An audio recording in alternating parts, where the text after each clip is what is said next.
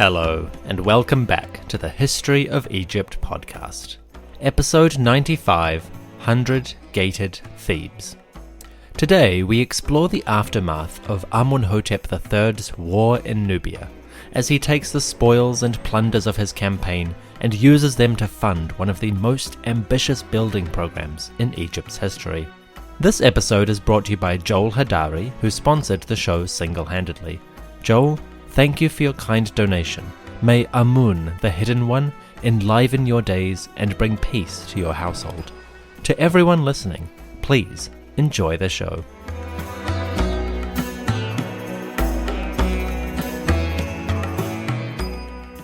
Once upon a time, a Greek writer named Homer put pen to paper in a work of composition.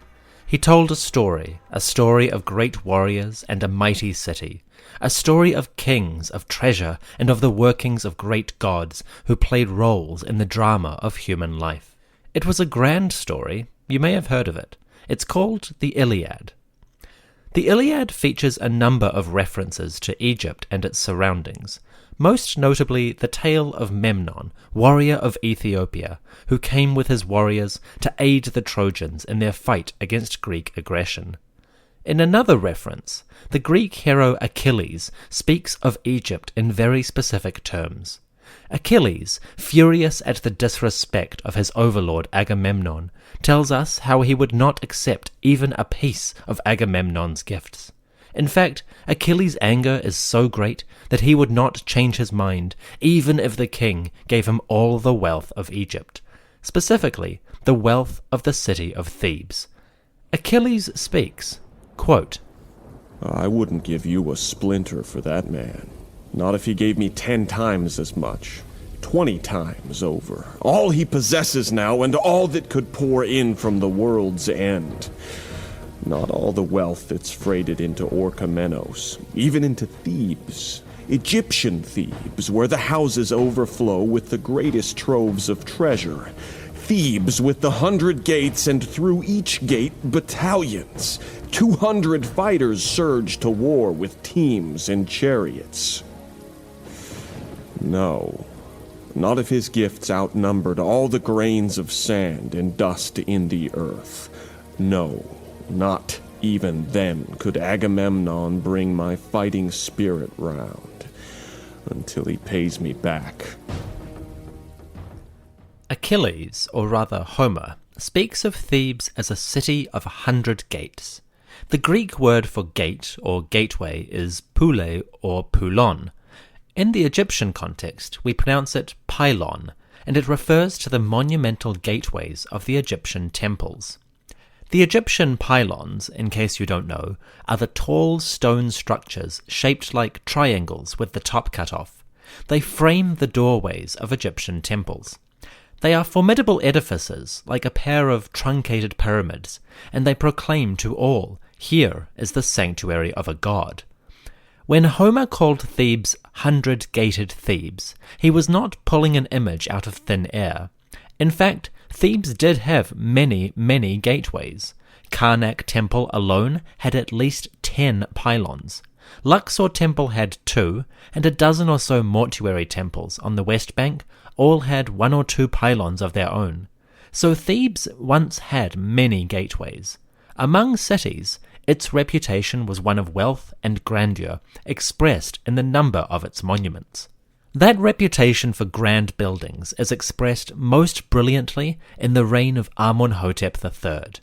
This king added to the cityscape more than any other before him. In this episode, and the next, we will see how a young pharaoh, just 17 years old, started to reshape and redesign the southern city, and how a legend, 100 Gated Thebes, was born.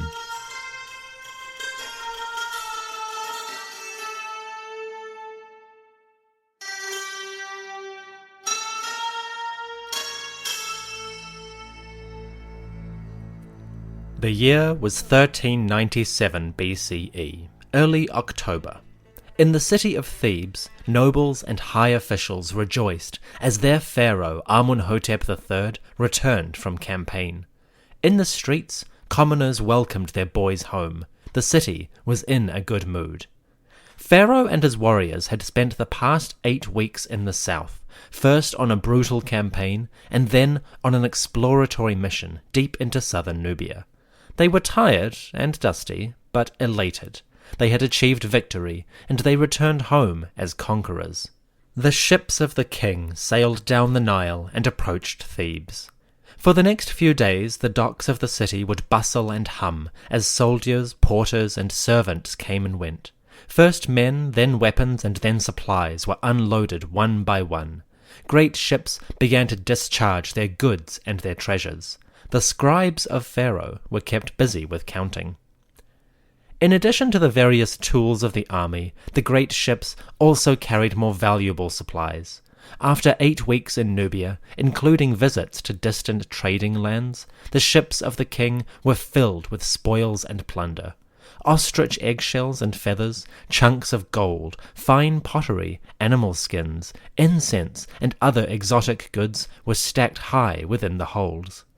These treasures were guarded jealously and removed from the ships under strict guard. After unloading, they were carried to Karnak Temple. In the 18th dynasty, pharaohs seem to have stored their plunder and military spoils in the great temples of the land. It was a way of thanking gods for their blessings in war and ensuring that goodwill continued to shine down from heaven. Now there's a whole bunch of political and social stuff going on beneath the surface. But for now, we can simply say that the next step of Amunhotep's reign was to lavish gold and treasures upon the great home of Amun. The economic bond between Pharaoh and God was stronger than ever. The spoils of Nubia fed the military religious machine. The wealth went straight to Karnak, into the hidden storerooms and magazines, safe and secure from prying hands. But pretty quickly it would have been brought out for various purposes. Festivals were a good chance to show off splendor. Offerings and rituals could use exotic goods as part of the divine gifts. And of course, a lot of the wealth would be used to supply, to fund, and to improve the temple itself. This, we think, is how Amunhotep began the second phase of his enormous building program. Back in episode 90, we saw how one of Amunhotep's earliest proclamations was to open the stone quarries of the two lands. He ordered stonemasons and foremen to assemble at places like Tura, Gebelain, Aswan, and Akhmim, and begin to procure the huge quantities of stone which would be needed for different monuments. Temples in the north of Egypt, like the Temple of Min at Akhmim, of Thoth at Hermopolis, and Ptah at Memphis, already had received great additions. Now, the work was going to expand even further. Returning in victory to Thebes, and with the plunder of Nubia filling his coffers, Amunhotep now turned his mind towards the southern city itself. For the sanctuary of Amun at Karnak and the temple of Luxor down the road, Amunhotep planned new and grand additions. Some of these monuments survive today, and they are among the most impressive works of the whole region. Starting at Karnak, Amunhotep decided to expand the great temple, adding a new gate or pylon to the entrance. This building is called the Third Pylon, and its story is a very curious one. The third pylon was grand, 28 meters tall, made of sandstone, with flagpoles adorning its front. It faced westward towards the river Nile, and this gave it special prominence to anyone approaching from the west or sailing past on the river. The third pylon, and by extension the king who built it, became the new face of Amun's holy precinct. It would remain that way for 50 years. The third pylon stood strong and grand for millennia, but in the late 1800s an earthquake struck the city, and a significant part of the pylon collapsed from the stress. As you can imagine, this was a bit of a catastrophe, and the Egyptian Antiquities Service soon began repairing the monument. What followed was a strange discovery. After the earthquake, a man named Henri Chevrier set to work repairing and reconstructing the pylon. To do this, Chevrier had to essentially dismantle Amunhotep's monument and then put it back together piece by piece. He and his team documented each block, removed it, and set it aside for later restoration. As the blocks came out one by one, the pylon's inner masonry was revealed. What Chevrier discovered was most unexpected. The face of Amunhotep's pylon is sandstone. Inside, though, Chevrier found something wholly different. Instead of the sandstone blocks he expected, Chevrier and his team began to turn up blocks of different types: granite, limestone, alabaster, all kinds of building materials in blocks that were also decorated. As the team worked, they pulled out more than 900 pieces of this unexpected material. Pretty soon, it became clear what they were dealing with. In order to build his pylon, Amunhotep III did something remarkable. He ordered his men to demolish a number of smaller monuments that were clustered around the western face of the temple. Among these monuments, Amunhotep's men destroyed a colonnade of Thutmose II, the famous Red Chapel of Hatshepsut, episode 65, and the White Chapel of Senuseret I, episode 36. All of these were pulled down piece by piece to make space. Then, when the area was clear, the builders used those pieces to reinforce the masonry of the new pylon. In effect, Amunhotep cannibalized a whole swathe of older structures and used the destruction to build his pylon high. As Chevrier and his team worked, they pulled out blocks belonging to 11 different buildings. Some of these have been reconstructed, like the chapels of Senuseret and Hatshepsut, and others remain in pieces. Many of the pieces are now in Karnak's open-air museum next to the main sanctuary, and you can view them today. So Amunhotep III, greatest of builders, was also a bit of a creative arsonist. He pulled down monuments of his predecessors and replaced them with a huge new gate. In doing so, he unwittingly preserved these older monuments and gave a new lease of life to works that might otherwise have disappeared. So on the one hand, it was a bit of a disrespectful move. On the other, we have benefited immensely from his tools. So thank you, Amunhotep. The new pylon was begun not long after the king returned from his Nubian campaign. We know this because when he later described the monument, Amunhotep specifically mentions the campaign as the source of the temple's decoration. You see, when the king described his pylon, he spoke of it in the most lavish terms. Quote, "The king made a monument for Amun, a very great gate in front of Amun-Re, lord of the thrones of the two lands. It was worked with gold throughout. Its pavement was made pure with silver. Its two pylons reached to the sky like the four supports of heaven. The flagpoles shined skyward, being worked in fine gold. His Majesty brought the gold for this temple from Nubia on his first victorious campaign of slaying the vile Cushites. The king of Upper and Lower Egypt, Neb-Ma'at-Re, beloved son of Amun-Re, the son of Re, Amunhotep, ruler of Thebes." End quote. Amunhotep's pylon was a grand edifice, but we should not believe for a second his talk of decoration on that scale. Granted, there would have been some bling. Gold or electrum on the flagpoles and tops of the pylons are quite believable. Those would catch the sun and make the monument shine at daybreak and dusk. The floor might very well have had some sections plated in metal. We know from other sites that you might have plates of copper around columns or on the floor. Amunhotep could have done that quite easily. So he's not lying, just exaggerating, but when a pharaoh talks like this, you try not to take him too seriously. With the new pylon under construction and the face of Karnak being radically redesigned, Amunhotep now turned his attention to the other great temple of Thebes. Down the road at Luxor Temple, the king had another set of renovations in mind.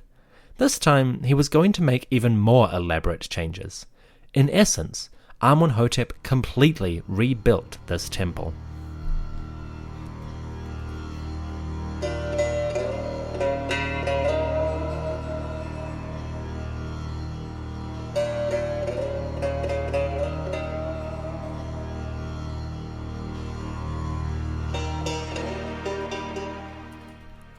The Temple of Luxor is one of the most important sanctuaries in southern Egypt. On the surface, it's a temple to Amun and Amun's family, Mut and Khonsu. Beneath the surface, Luxor is also dedicated to the cult of the king himself. It works to provide for the king's spirit and to give him the energy to rule. When Amunhotep III started his work at Luxor Temple, he created one of the most powerful machines in his spiritual arsenal. Go to Luxor today and you will see structures ranging from the Islamic, Roman, and Kushite periods, and the days of Ramesses II, Tutankhamun, and Amunhotep III. Remarkably, almost all of the earliest structures are gone, replaced when Amunhotep decided to rebuild Luxor Temple from the ground up. Amunhotep III's architects went at Luxor Temple with a spectacular vision.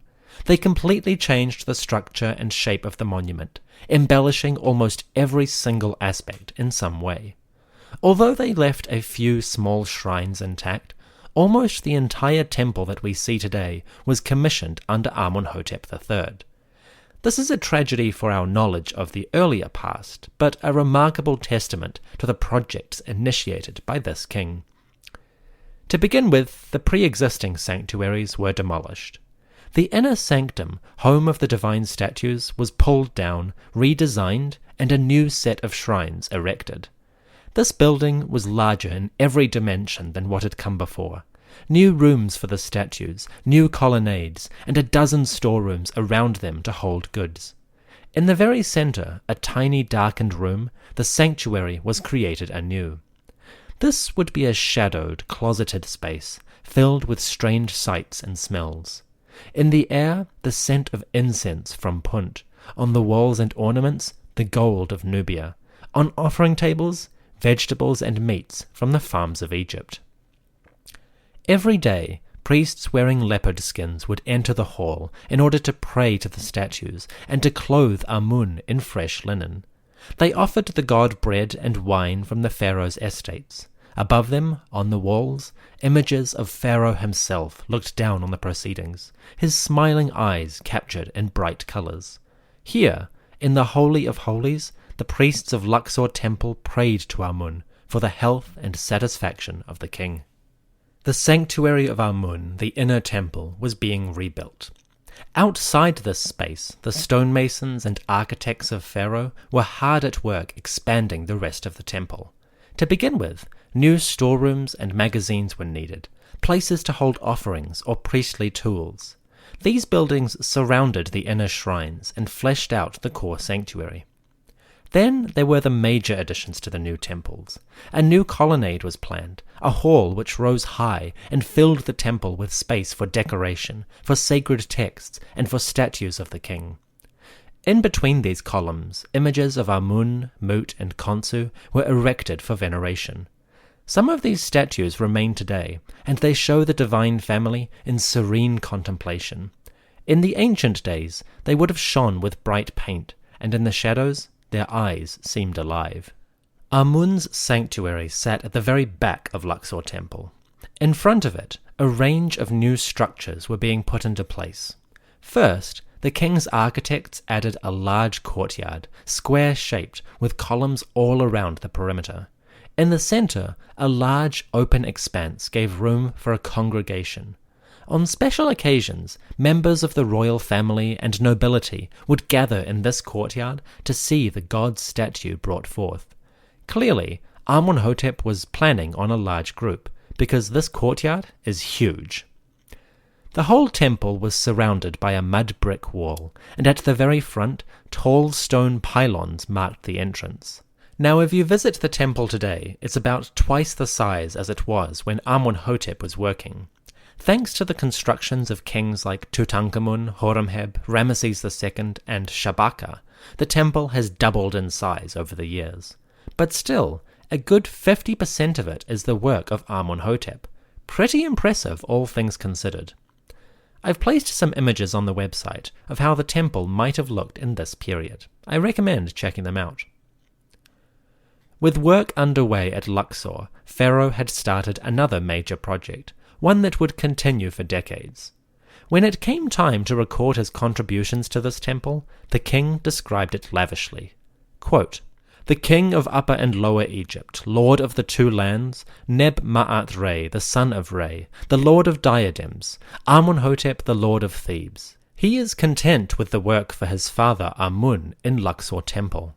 Work of fine sandstone, wide, very great, and exceedingly beautiful. Its walls are of fine gold, its pavements of silver.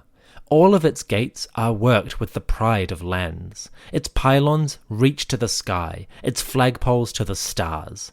When the people see this monument, they give praise to his majesty. King Neb-Ma'at-Re gladdens the heart of his father Amun, who gave him all foreign countries.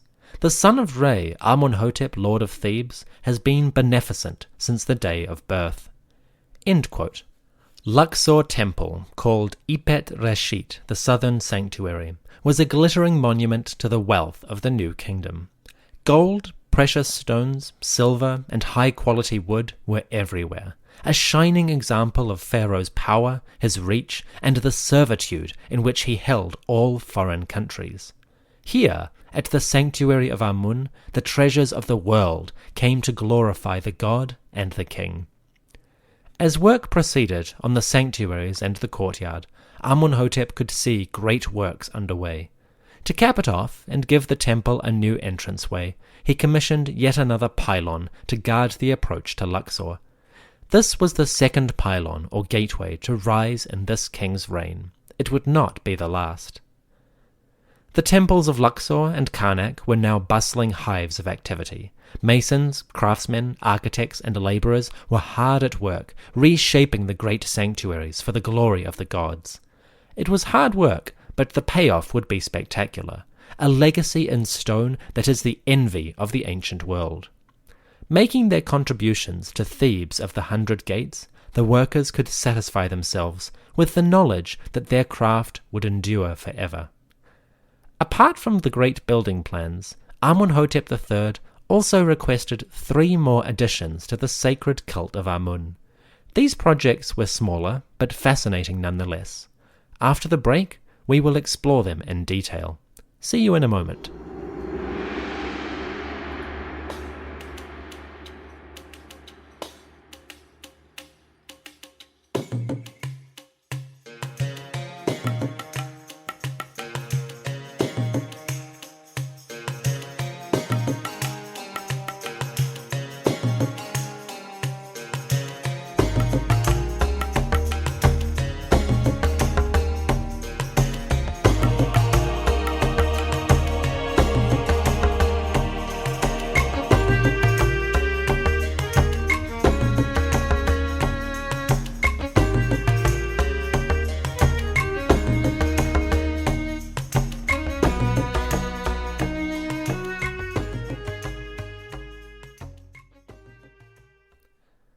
The year was now 1396 BCE, January. Amunhotep III, 5 months into his 5th regnal year, was residing in Thebes. Thebes, the southern city, the place of truth. Thebes, city of the 100 Gates. It was a good time to be a Theban, for the king and his governors were lavishing wealth on the city's monuments. From Karnak to Luxor, and even on the West Bank, workers of all groups were being employed on immense projects. Among the artisans of Thebes, more than one workshop was being given a very special commission. You see, while the builders had plenty to do, there was also a demand for new statues and images of the great gods. Among the skilled artists, some lucky group was given the task of making a new ornament for the great god Amun. Amunhotep III was wealthy. He had access to resources that came from all over the world. Nubia, Cyprus, and Syria were rich sources of material for his projects. When it came to decorate his temples, he used those connections lavishly. Quote, I, Amunhotep, made another monument for my father Amun-Re, who set me upon his throne. I set about making for him a great bark or ship called Amun-Re, firm of brow. It was carved of new pine wood, cut by my majesty in the countries of Lebanon, and dragged there from the mountains by the chiefs of all foreign lands. End quote. One day a ship came into the harbour carrying a shipload of wood.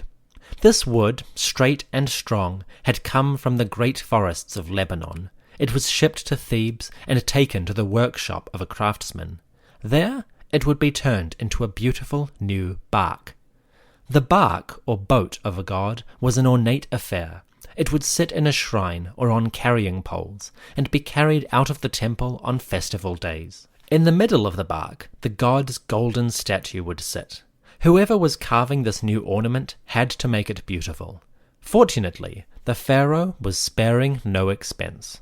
Quote, "This bark is very wide and great. The like has never been made.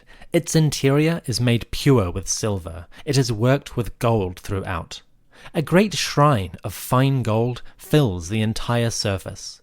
Its projecting ends double its length and bear great crowns. Uraeus serpents coiled about the sides provide protection. Before the shrine stand flagpoles worked with fine gold and 2 tall obelisks between them. It is beautiful on all sides." End quote. This sounds like an incredibly complex piece of craftsmanship. A boat worked in gold and silver with long carrying poles to support it. In the center, a shrine of gilded wood with crowns decorating each end, and carved serpents on the outside. In front of the shrine, miniature flagpoles and obelisks to complete the image. It sounds bafflingly ornate, basically a miniature temple carved in wood and decorated in gold and silver, made so that Amun would always be protected. I wonder if the craftsmen who had to make this piece were elated by the commission or terrified. Perhaps both. It was a great honor, but also a terrible responsibility. Sure, they were given all the materials they could possibly need, but still, the work of fashioning a god and making for him a portable house, that must have been stressful.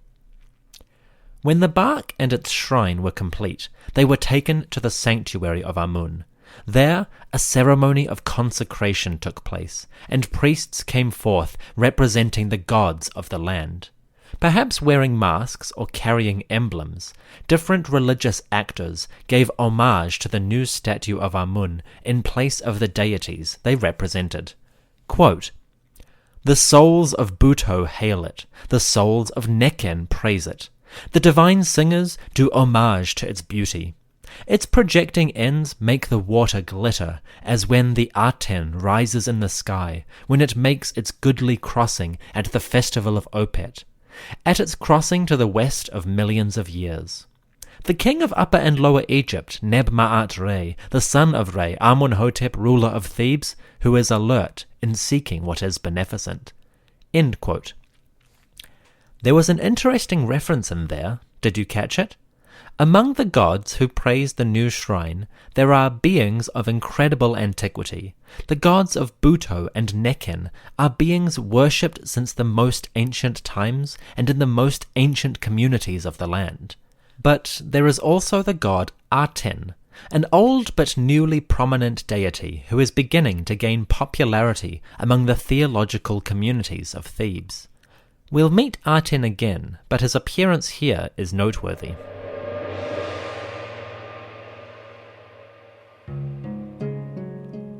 The bark, shrine, and statue of the god were consecrated and housed in the inner sanctuary of Karnak. The craftsmen were rewarded for a job well done, and they breathed a sigh of relief. It was a great achievement and a landmark in their careers.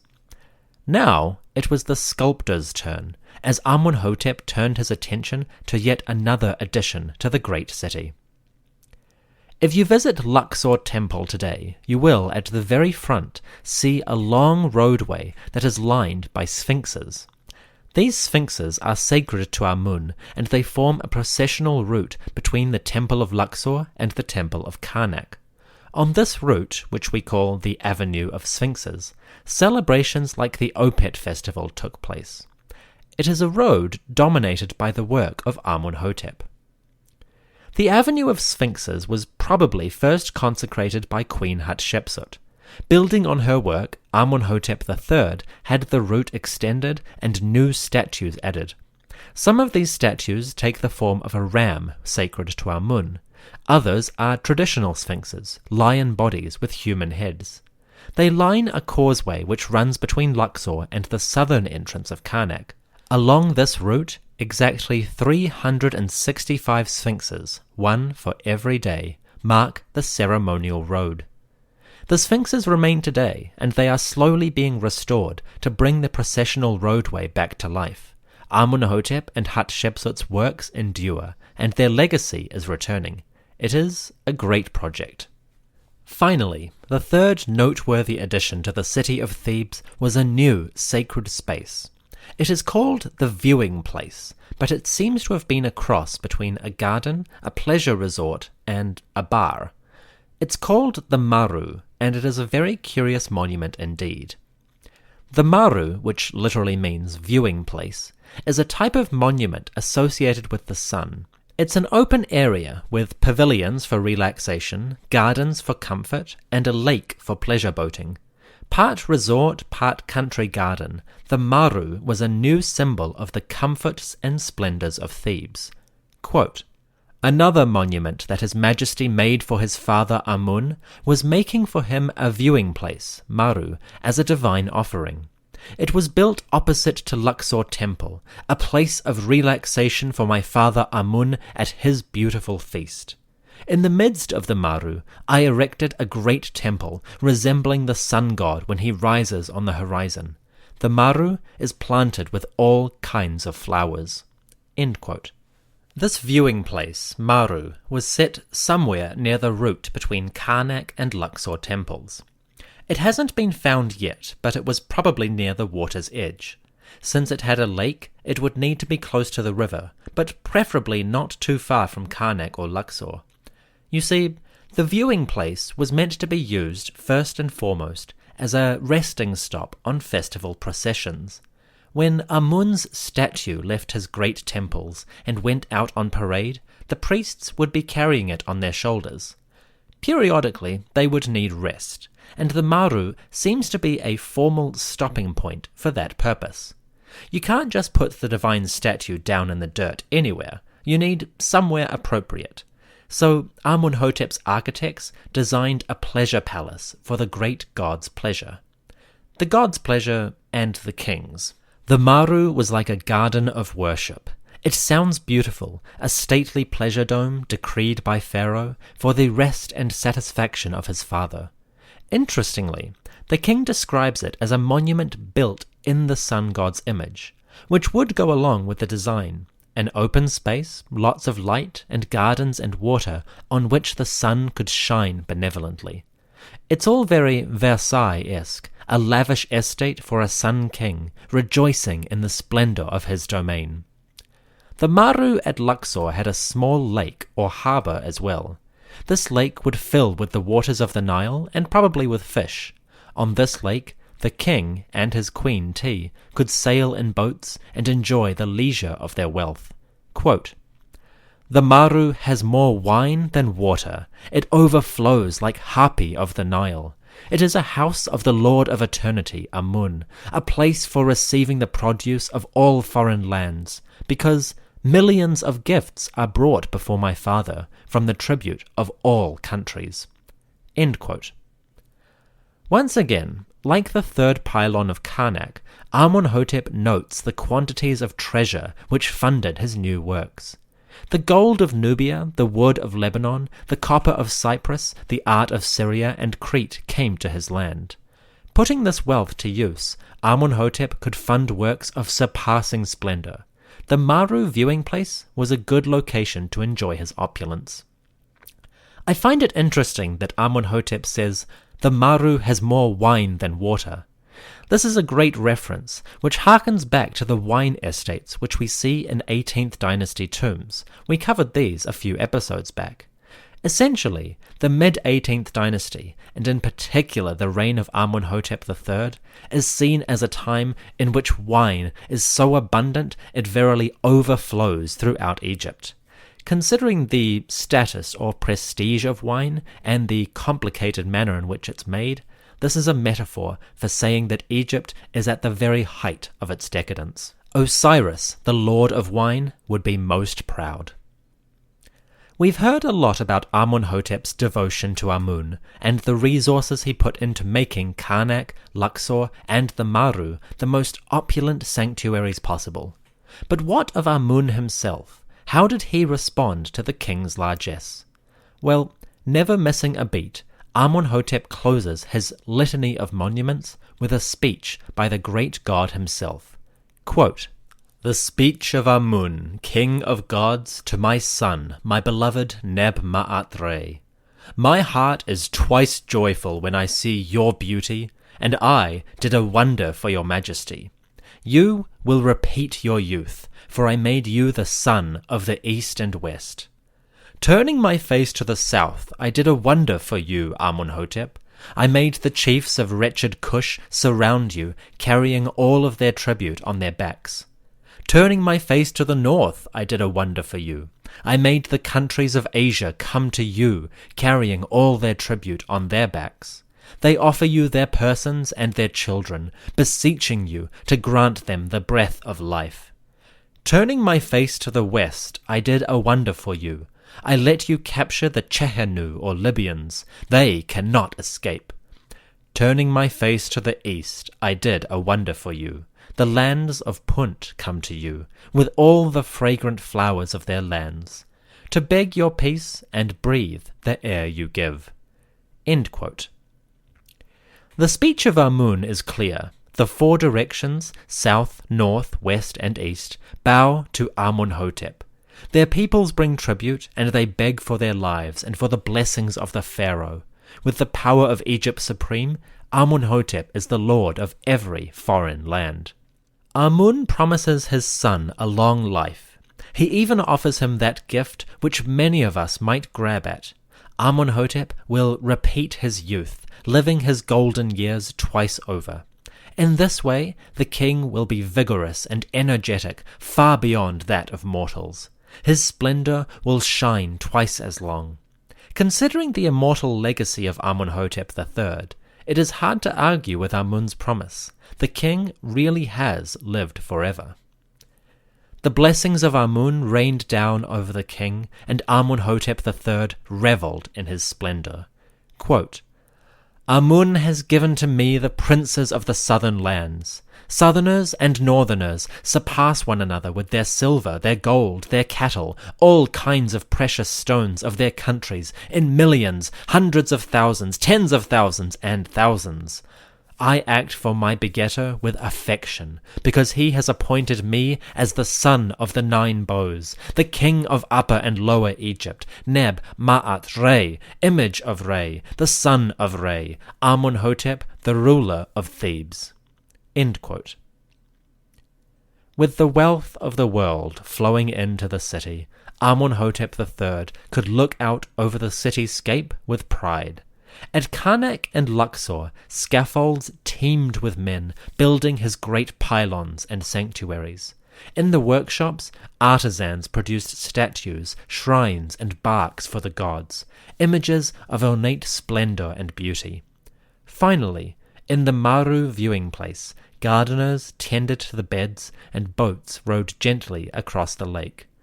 Everywhere the king looked, his realm seemed blessed.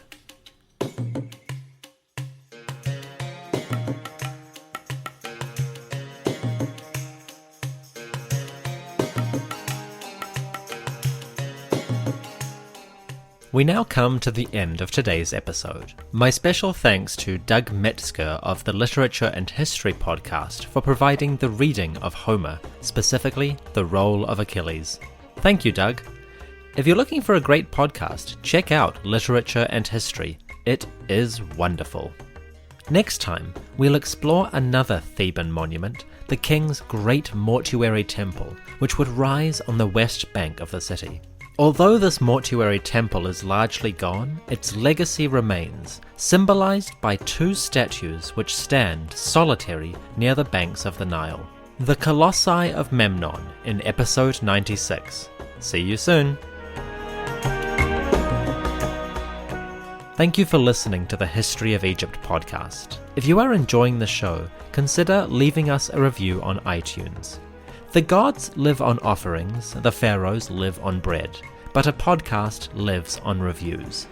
Every review increases our visibility on the iTunes algorithm, and by doing that, you're helping me bring Egypt to more people. If you have left a review, thank you kindly. I will make offerings to Amun on your behalf.